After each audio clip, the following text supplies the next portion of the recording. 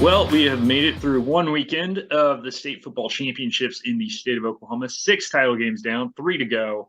And this weekend had a little bit of everything. You had some nail-biters, you had some blowouts, you had some record-breaking performances, and of course, you had plenty of caffeine consumed in the media press box. And all told, us over at ScorebookLive Oklahoma, we had all 6 games covered. And between myself and my guests, I think we were at 5 of these 6 games. And so we will discuss them. I am joined by Christian Potts, who also does work with ScorebookLive Oklahoma. Christian, thanks for doing this, man. Glenn, my feet are still tired, buddy. It was, I'm telling you, I was telling people the bottom of my feet were sore all day the last couple of days from all the walking and everything, but it was great. It was a great weekend. It was a while. It was a weekend. Yeah, I still haven't quite caught up on sleep. I'm sure I will get there eventually. But we still have a few more games to go, and we'll touch on them just a little bit towards the end. But I wanted to focus on the 6 games that we had this past weekend, and we kind of ranked them from a neutral's perspective. Obviously, if you're a Carl Albert fan, that was your favorite game of the weekend. You know, if you are a Tipton fan, that was your favorite game of the weekend. But if you are a neutral fan, I think, you know, some games were more exciting than others. We'll just call it that. And we kind of ranked them 6-1. I talked with you about them, that you could kind of shift a couple of these games, but for the most part, I think it was pretty clear cut. Number 6, Bixby 69, Owasso 6. Bixby wins the Class 6A Division I state championship. I will just go ahead and say it right now. I feel like maybe I'm less impressed than some people that, oh my God, it was their first year in Class 6A1 and they've been beating 6A1 teams for several years. I don't think this was as big of a shock. I don't think it was a shock, but the way they did it, it was just typical Bixby. You know, least competitive game, but sort of agreeing with you, but sort of going another direction with it. Not a shock, but still terrifically impressive. You know, least competitive game, one of maybe the most impressive overall story. These guys jumped into 6A1 and they have been beating these teams, but you don't know exactly what's going to happen when you get out there against those guys in a big situation. And we saw in week 10 of the season, you know, Jinx stepped up and said, well, hold on a minute now here. We're still the Jinx Trojans, went out and beat them. Now, that may have been exactly what Bixby needed to motivate them because, man, their playoff run was fantastic. The semifinal game against Jinx was a high level game. You know, Jinx didn't play poorly in that game. Bixby just was able to go out and beat him. And then, you know, the final game, I mean, Owasso had the incredible 6 overtime win against Tulsa Union the week before. And I think they maybe used a little bit of it up, but I don't know how much it would have mattered. Bixby is they just can hit so hard with big plays. And, you know, you go into it kind of thinking, well, we don't want to turn the ball over. Maybe we can possess the ball, keep their offense off the field. We're going to talk about a couple of other games later where teams did that more successfully. Teams want to do that, and yet Bixby, I think they had something like 24 or 25 touchdowns this year, either by their defense or their special teams. They just seem to do that every week. And, you know, it's easier said than done to slow the game on them. You look up and it's 35-6, you know, in the middle of the second quarter on Friday, and it just, you know, that's what they've done to really good teams all year, and Owasso just kind of ran into a buzzsaw there.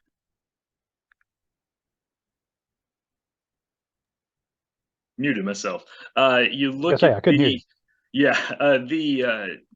look at the offensive stats, and none of them were overly impressive. I do believe their quarterback, Kirby, had a good game, but you know, it wasn't like they had a guy rush for 200 yards or anything like that. They just it's a slow, painful death, but also a quick, painful death at the same time, because with that defense, they're going to put you in a position where even when you punt, you're going to give them a short field most of the time. And I was not at that game. I don't believe either of us were at that game. That's correct. I missed that game. That was the Friday night game. Yeah. I was elsewhere. We'll get to that in a moment. But you bring up a great point. Yeah, impressive and non-competitive. You know, they don't need to be mutually exclusive. They can yeah, it wasn't competitive, but it was impressive. And I think to a certain point, you get almost uh, you almost get jaded by it. You almost think, well, of course they're going to do this. It's kind of, and we'll touch on a couple other programs in a second. When you've been throttling teams forever, and when you put up outstanding numbers forever, when you have a good performance or even a great performance, but you've had better performances before, it almost feels anticlimactic. So, you know, big ups to Lauren Montgomery. They've won what 8 titles in 9 years now. They've played in a title game every single year for I think almost a decade now. It's unbelievable what he's done there, and I think the dynasty will only continue to grow. Yep. Well, you said not necessarily competitive, but impressive. That goes right into our next game in Class 5A, and the Carl Albert Titans, 49-7 over McAlester. You know, Carl Albert is just, I mean, that's what, 6 titles in 7 years for them now. They are a powerhouse on that same level of dominance as a Jenks, a Tulsa Union, a Bixby here in the last decade. And you know, it was just a beating. I mean, I actually had the McAlester game in the semifinal the week before against McGinnis. It might be the most impressive win I've seen a team have all year. McAlester just coached the game courageously, played the game courageously. Their kids went after it. Their best player, of course, Eric McCarty, most know, was injured in the second round game, missed the last 3 quarters of the second round game, missed the entire game against McGinnis. Most people really didn't think they were going to win that game. McGinnis had gotten a great win over a previously unbeaten Coweta team the week before. McAlester just went out and beat him. It was a phenomenal performance, but you know, you wonder if maybe they used it all up. They had a couple of trick plays they ran in that game. They recovered an onside kick. They had a great fake punt in that game. I think they threw everything but the kitchen sink at McGinnis, and it was kind of like, I just don't know how much they really had left. And I don't know how much it would have mattered, you know, without McCarty, for them to hang with the Carl Albert team. Was so talented. This will come into play later on, but I always say, you know, as far as I know, they don't have point spreads in high school football. They don't have legalized gambling in high school football. If you are gambling in high school football, that we need to talk. Just don't do that. You need to get a life. If that's but I would say that Carl Albert was probably sizable favorites over McAlester. And I talked to somebody beforehand, and they said, look, I don't think we can underestimate McAlester after what they did to a really good McGinnis team. And as we know, state weekend, anything can happen. And McAlester really controlled the clock the first 15 minutes of the game. Really, you know, they have some good playmakers out there that they can get the ball to. And the problem was they didn't get any points. And I think the big backbreaker was they drive all the way down to the 2 and they get stopped. And to come away with no points there, if you're Coach Forrest Mazee, that's so deflating. And to top all of that off, Carl Albert then marches down the field. They're already up 7-0. You feel like it should be 7-7. They continue to march down the field. If I'm not mistaken, I don't know if they even threw a pass on that 98-yard drive. It was all Reed DeQuazy and, of course, Xavier Robinson, who I don't know what else you can say about him. I wrote a whole column about how, much like we talked about Bixby, when you've set the bar so high, even really good performances can come off a little less impressive. I remember looking at his stats and being like, 180 yards rushing. It feels like it was way more. And then you realize, oh yeah, he also had a touchdown receiving and a passing touchdown. And he just, unbelievable performance from him. And the fact that they were able to go down there, score, and I wouldn't say it felt over at that point because it was only 14-0 in the second quarter, but it was really in the third quarter where Carl Albert opened it all up. And just what a performance, what a job by head coach Mike Dunn in his second season. We know what the standard is there, and last year, let's be honest, they didn't meet that standard. They fell in the semifinals, and that at Carl Albert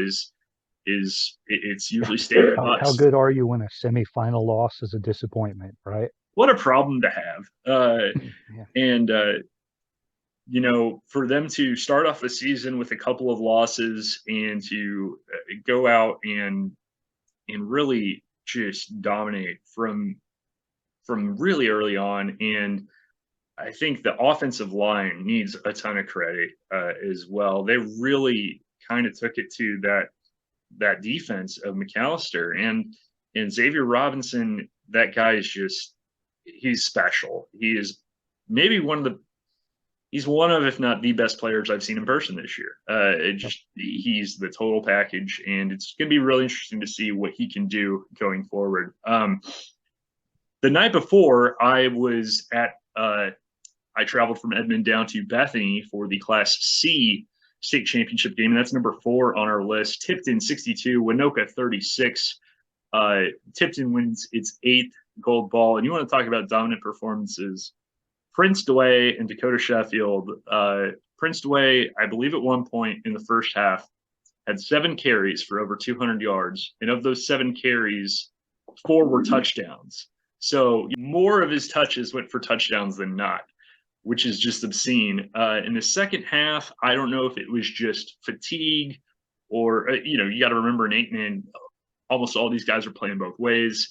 And they went to Dakota Sheffield, their other senior running back, and he had almost 100 yards in the second half alone. And they really pulled away from Waynoka. But that was a close game for the first half. I believe it was probably I want to say it was about a 10-point game at halftime. And then Waynoka never got closer than, I believe, 18 points in the second half after the very first play of the second half. Dakota Sheffield takes off for about a 70-yard touchdown.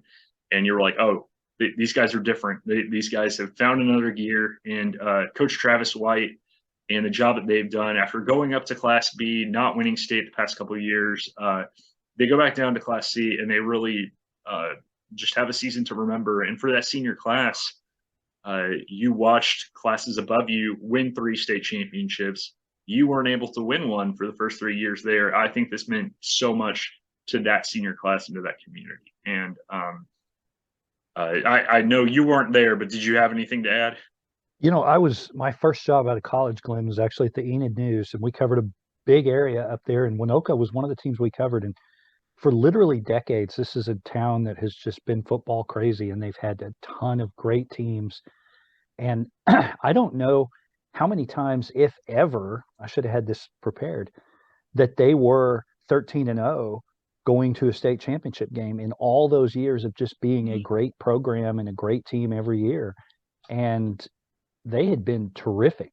And, so it's not like Tipton went out there and beat some long shot, surprised to be their team. I mean, they beat a veteran tough team that had won the district that featured the defending state champs from Timberlake, who Tipton beat the week before to get there, and a team that had really been rolling. I mean, I think they'd won 6 of their last 7 games by run rule, including their semifinal game. Yes. But man, what Tipton did, they're just so, it's a great program. It's the same kind of deal. I mean, they're just one of those programs that year in and year out is right up there. And like you said, they moved back down from Class B, where they had good runs, but man, they got it done, and that's a great effort by those kids.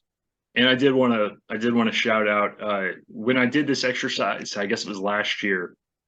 And by this exercise, I had a podcast where I basically kind of ranked the state title games after all 9 had been played. And I had asked online who had seen them all. And the first person to reply was former Tipton coach Lane Chandler, or former quarterback Lane Chandler rather.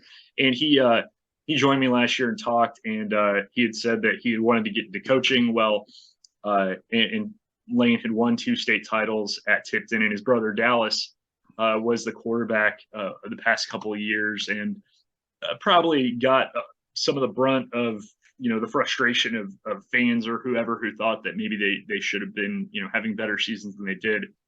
Flash forward to this season, Lane is now a quarterbacks coach at Tipton, coaching his younger brother. And then at the end of the game, seeing them kind of share that moment of Dallas being able to win a state ring. You could just tell the pride in Lane's eyes and in the whole family's eyes. It was a really neat moment. And it's just one of the many reasons why I think high school sports are so neat. Absolutely. Yeah. Love it. And speaking of neat things, goodness gracious. I was tempted to put this at number 2, but competitive wise, I'm keeping it at 3, but this was the game that made people go crazy. This became a meme almost in Oklahoma for about 12, 15 hours. The Class 3A state title game kicked things off on Thursday night. And by now, you probably know Heritage Hall 72, Metro Christian 56. No, folks, that is not a basketball score. That is a football score. And I remember I was at a basketball game that night where not that many points were scored. Yeah.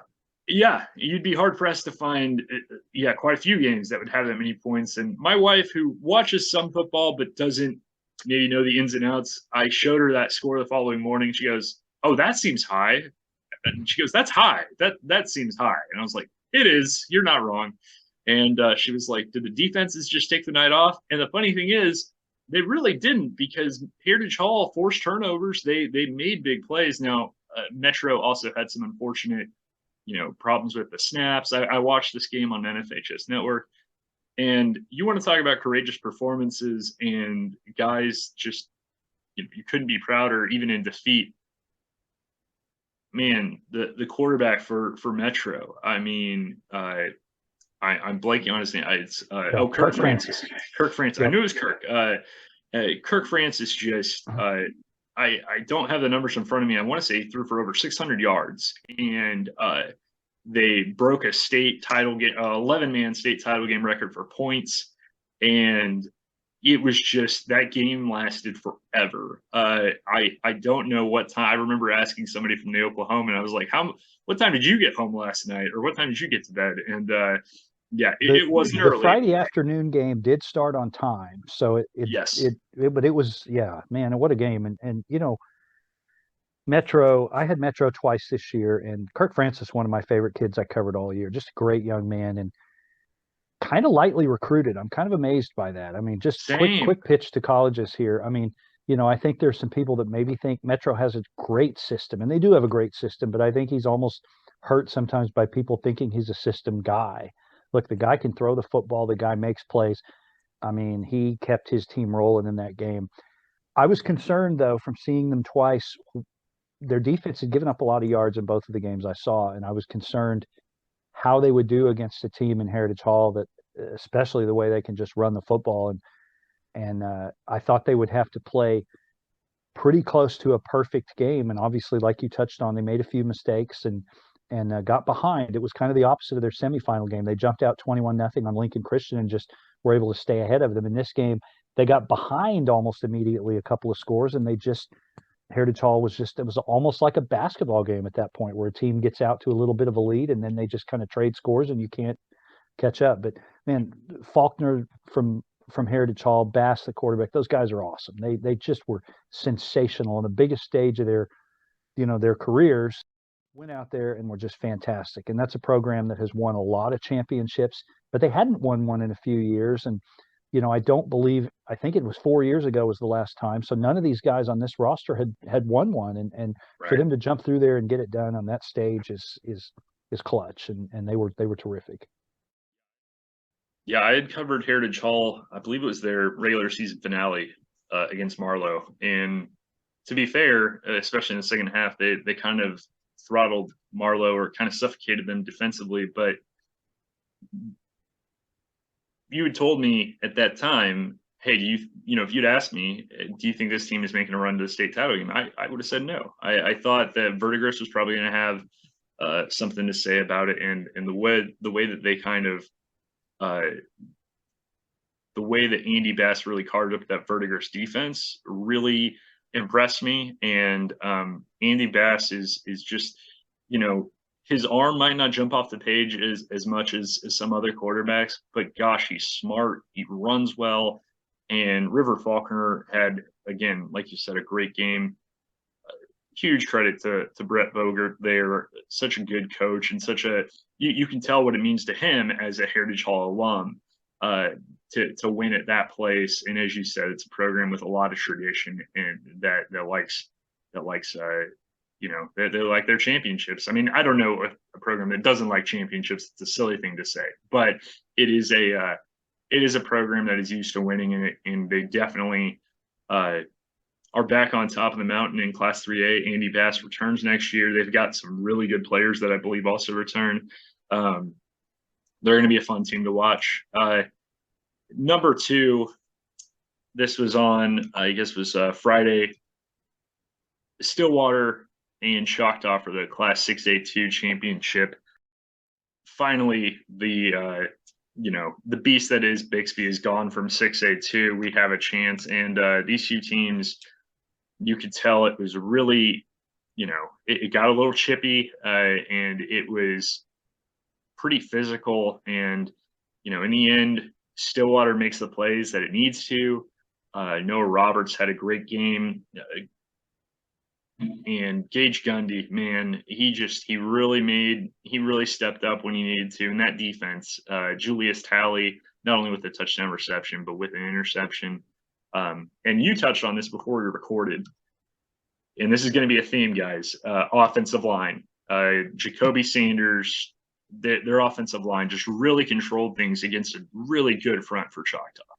I think their interior offensive line is the best I saw all year. Sanders, the 2 guards on that team. When Stillwater got in, I think against a lot of their opponents, they could pretty much do whatever they wanted to. Gundy would throw it all over the field, and Roberts would run all over the field, and they scored a bunch of points. Their biggest games of the year, when they played Muskogee at the end of the year, both teams are 9-0.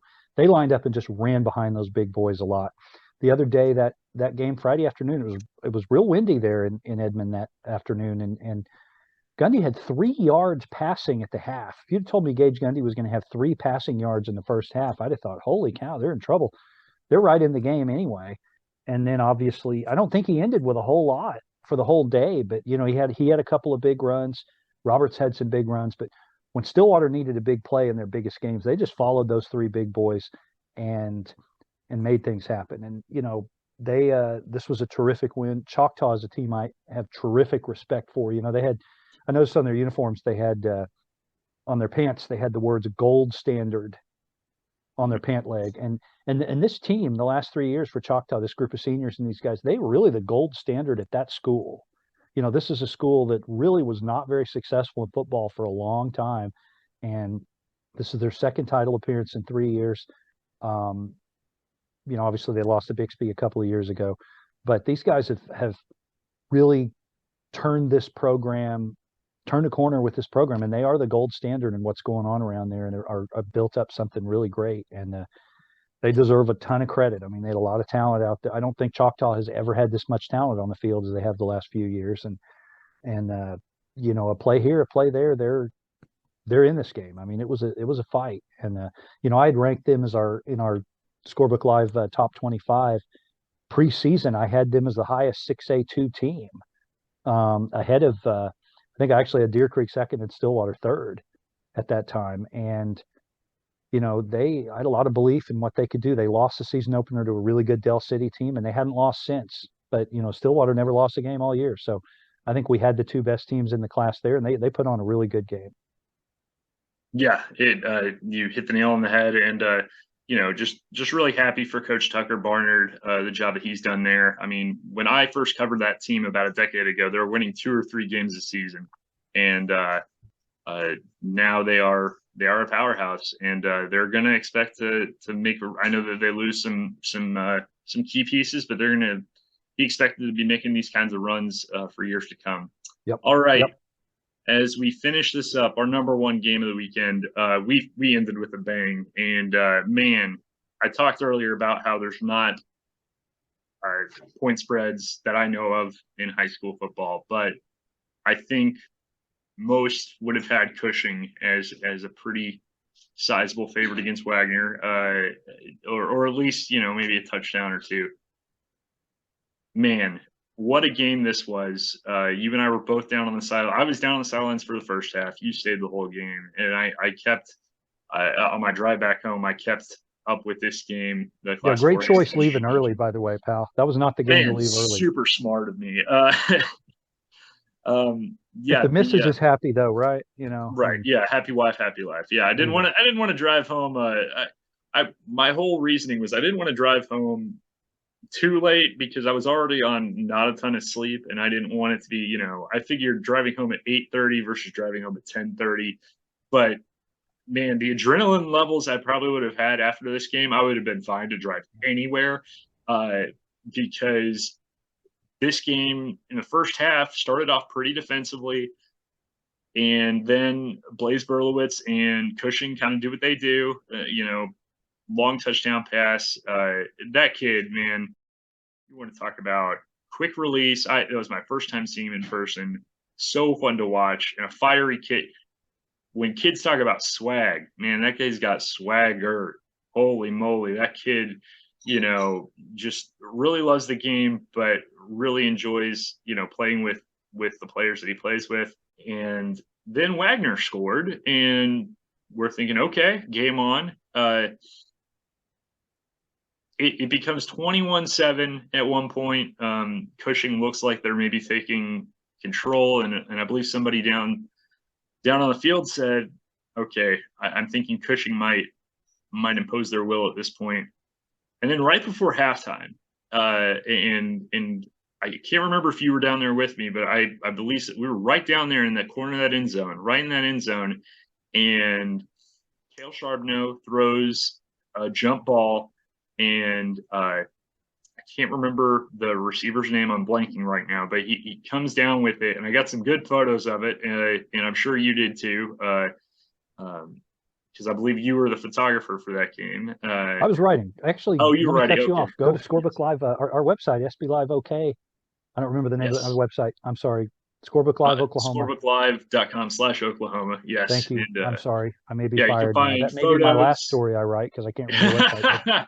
But actually wrote about this series because backing up a few plays from that, 21-7, Wagner's got a fourth and I believe it was a 4th and 6 or 7 near midfield, and they go for it. Charbonneau throws a pass that goes off the hands of Gabe Rodriguez, and young man, now I've lost the name, Skeen, I forgot his first name, I apologize to his mama, makes an incredible diving catch on the play to keep the drive going. It's 21-7 at that point, 2 minutes left in the half. He doesn't make that catch. They don't go drive down and get the touchdown you're talking about. The momentum Cushing was starting to get at that point. There's every possibility Berlowitz finds a way to get them in the end zone. Now it's 28-7. I was there at the game mid-season when they played in the regular season. Cushing won 42-0, and that's kind of what happened. Wagoner had some drives, they didn't convert, and then Cushing hit them with a couple of big plays like they had done in the first half. If they'd have gotten that last score and gone up 28-7, that might have been a complete backbreaker.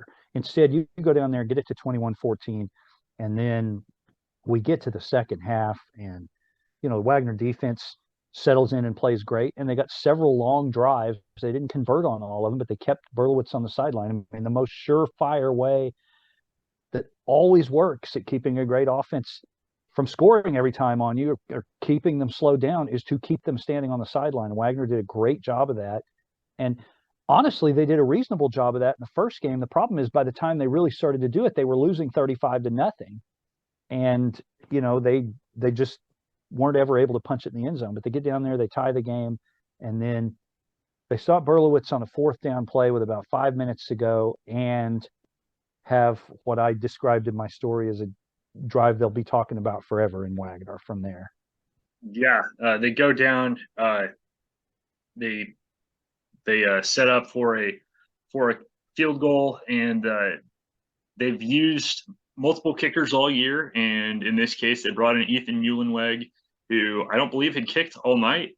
He had actually kicked. It's such a crazy system. Oh, I say crazy, it works. Crazy like good crazy. He had kicked 2 of the extra points, and then the other kicker had kicked 1. That's right. And then the other kicker had missed a field goal. Correct. So it was, from the way I understand the way they alternated, had they not attempted the field goal earlier, they would have gone with the other kicker in that situation. Yeah, but Ethan Muhlenweg, he sets up, they nail it. And it just, they win 24-21 in a game that I don't know if a lot of people picked Wagoner to win. And Brian Edwards, I believe, was the one that caught the touchdown. Braden Skeen was number 2. And man, give all credit to Dale Condit. He's had such a great career, and what a coaching job. And he said that in his career, this might be the greatest moment of it, which is saying a lot for somebody like him. And we're running out of time here, but just huge, and he gave so much credit to Cushing, and it's well deserved because what they've done this year. You know, they how much time do I have, Glenn? About a minute and a half. Minute and a half. I'll tell a really fast story. This is taken from our colleague Patrick Case. Tweeted this out after the game. I was down on the field getting interviews. Patrick and I mostly were. Blaze Berlowitz, we talked about the Cushing quarterback, about 25 minutes after the game is over. You know, everybody's still milling around. They're hugging parents, taking pictures. Came down a second time to the Wagoner end to find Coach Connick. Coach, find some of the players he's played a bunch against in his career and congratulate those guys a second time.